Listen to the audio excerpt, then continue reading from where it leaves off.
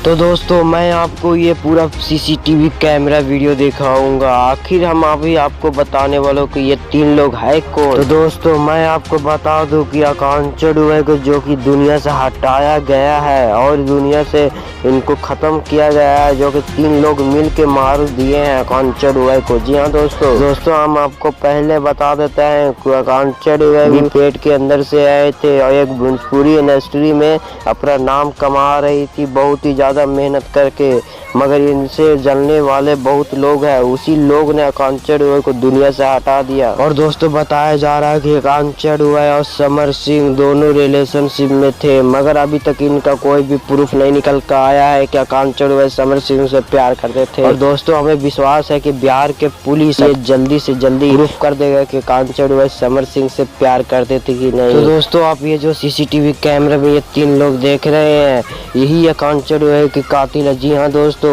और दोस्तों इन 3 लोग कौन है अभी तक पता नहीं चले हैं। और इसमें है कि समर सिंह ने मरवाए हैं इन दोनों से हाथों से आकांक्षा दुबे को।